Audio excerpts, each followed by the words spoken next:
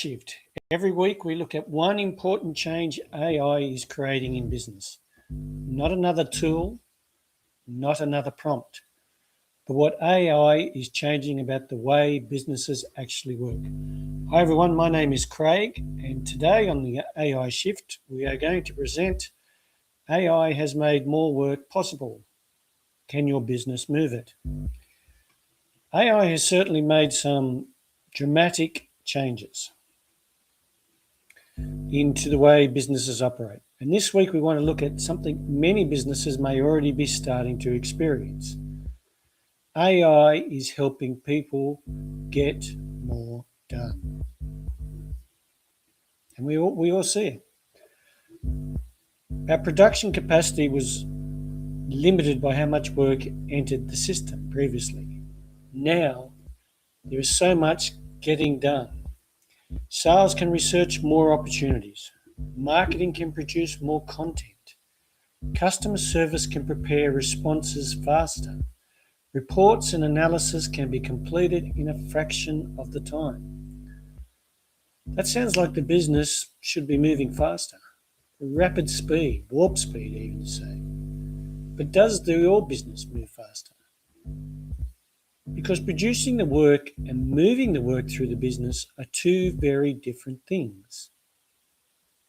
And that's the shift that we want to talk about today.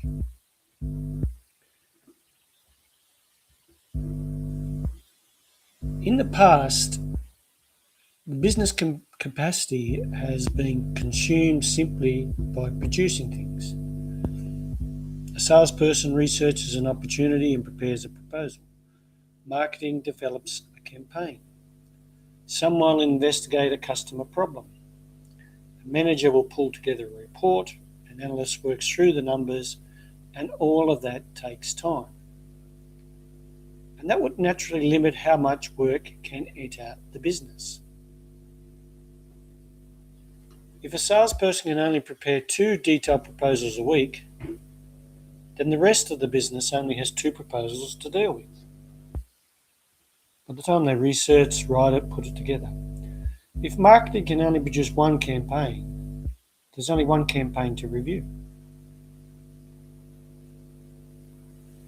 So that was one of the constraints businesses were built around. How much work can our people actually produce? And we designed around that speed. And our business processes developed around that rate of production. We created queues. We created handoffs between departments. We created approval processes. It needs to go up the chain. Certain decisions went to managers because they had the experience or authority to make them. And sometimes we reviewed things in batches because that was more efficient. There's nothing inherently wrong with that design, and that design has suited business for many years now, and it's made sense. If preparing a proposal takes 4 hours and approving the discount takes 10 minutes, the 4-hour production is probably the bigger constraint. So we concentrated on improving production. Now AI has come along and it has changed the relationship between those two things. And let's look at that. AI can dramatically increase how much work a person can produce. So the salesperson who might have only produced 2 in-depth reports previously can now produce 10. The marketing team who could only do 1 campaign can now do 5, or do 5 variations of that 1 campaign. Customer service can now analyse almost instantaneously a customer's history and prepare a response almost immediately.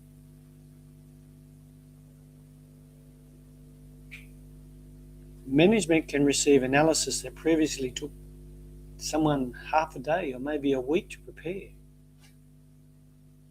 These are significant productivity gains.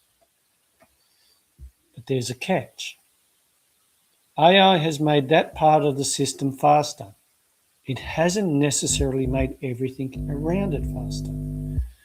And when one part of the business suddenly operates at a very different speed, something interesting happens. The bottleneck in the business moves.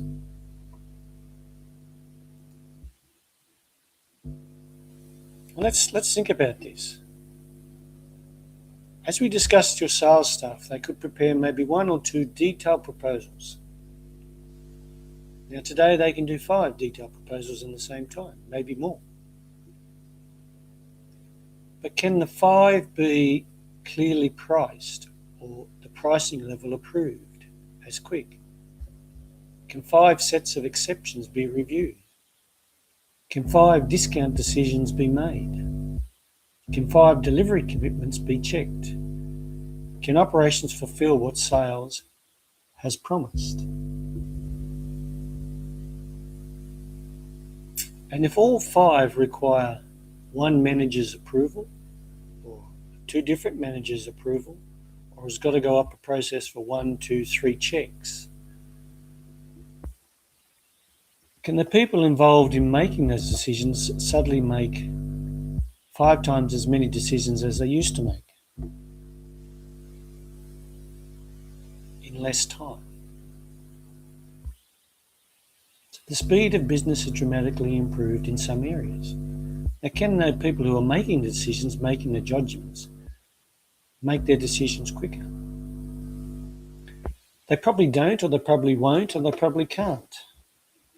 So we've solved one part of the proposal production process, but we didn't necessarily increase the number of proposals the business can actually get to customers. We just moved the queue. And it's funny, it's when you think about things, sometimes there are so-called improvements to roads, to other infrastructure around, new roads or bypasses or traffic lights coming in. And you can be driving along and you'll go through one section quite faster than you used to, but they just moved the bottleneck to another position. They just moved the queue further down the road or further up the road or to another junction. And we see it in what's happening around us, and now it's happening within your business. AI can remove a production bottleneck, and then we expose what we will call a movement bottleneck that was already sitting behind it. So before, when the sales person put together one proposal, the person they handed to only had to make one decision. And if they were a slow decision maker, as some people are, or they like to double check and triple check and quadruple check and run it past someone else, slows the process down. Now suddenly that salesperson or your sales team or your administration people or your data analytic team can suddenly produce a lot more in a lot quicker of time. But the people making the decisions, are they still taking the same time to make one decision as they did? You are just creating a movement bottleneck that is evident in your business. So doing the work and moving the work are not the same things. Doing the work is your business doing the research, the analyst, the drafting, the writing, the preparation. And AI is becoming extraordinarily capable at helping with these activities. But then we move the work. Someone's responsible for this, and someone then has to decide if it's outside of that person's approval level. Someone has to decide. Someone may need to approve it. Another department may need to be across it so they can coordinate their activities. Someone has to make the commitment to the customer. Now, depending on your business, those steps don't automatically become faster just because the proposal was produced faster. You think about your business. You think about if something happens here, does someone in the warehouse need to be across it quicker and faster? So when AI makes an activity faster, don't just measure how much more it produces. Follow what happens to the work next. And that's where you'll find the new constraint in your business. What we encourage people to do is design for flow. And you might say, well, what changes with that? And we're not talking about automation. A lot of people say, well, let's automate the next step as well. Sometimes that's appropriate. But we like to ask a different question first when we look at different businesses and help them to align their business with what they can achieve with AI. Is why does the work need to stop there at all? For example, take a proposal. Does every discount really need a manager's approval? Is there company policy, company direction? Is the manager already got to do this level of authority? Perhaps the salesperson can approve discounts up to a certain level. Or maybe your AI approves levels up to a certain level. Does operations need to check every delivery commitment? Perhaps standard commitments can proceed and only exceptions need review. Does the owner need to see every proposal, or only the ones outside of the agreed commercial boundaries? And this is where business design starts to matter. Clear ownership, clear decisions, clear boundaries, clear rules for what generally needs escalation.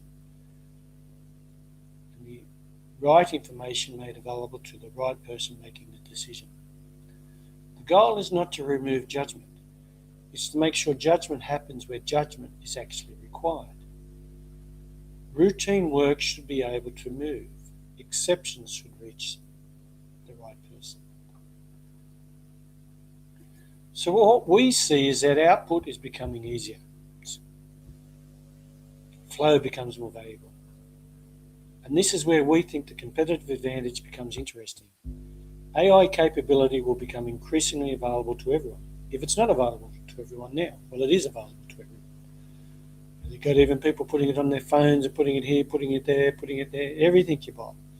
Even your phones now AI enabled, your TV's AI enabled, whatever. Your computer's AI driven. Unbelievable. So you, your competitors, everyone around you will be able to research faster, produce proposals faster, analyse the information faster. They'll create content faster.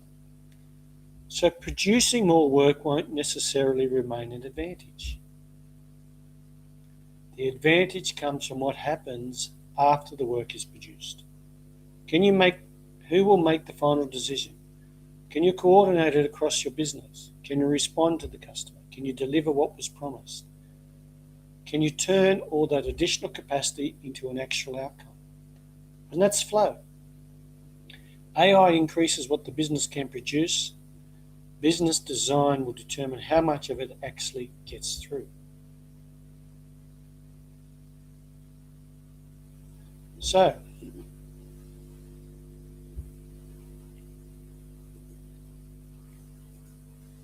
sorry, there's a little bit of an issue there. So here's the question we ask people to think about with their business. If AI doubled your output tomorrow, where would the work start piling up? Don't look at where it starts, follow it. Where does it stop? Who does it wait for? What is it waiting for? Does it wait for extra information? Do you need a decision? Do you need an approval? Is it in another department? Is it you, the business owner, the manager, the department head?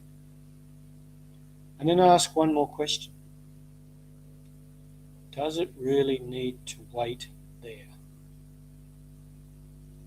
Why is it waiting, and does it need to wait? Because the next opportunity with AI may not be helping your business produce even more work. It may be redesigning what happens after that work has been produced. AI can help us do more work.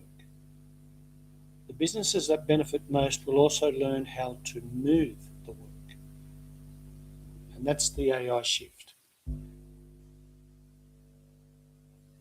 So that's what we want you to think about this week. If AI doubled your output tomorrow, where would the work start piling up? And that's us for this week. A change in the way we're presenting the AI shift. So we really appreciate your feedback, comments, or input into what you like, what you don't like about what we do, so that we can improve what we present to you. There is a lot happening with AI and what you can do with business and how you design your business. So look forward to next week where we bring a little bit more into what's happening in terms of the shift to using AI within your business. So spend some time this week thinking about, or this weekend, thinking about that question. If you doubled your output, what would happen with your business? Where would work start piling up? Where would the bottleneck become? What would be the constraint that then keeps your business back? But spend some time this weekend, thinking about that and working through it with your business. I have enjoyed bringing you this week's episode. I look forward to catching up with you next week. Until then, bye for now.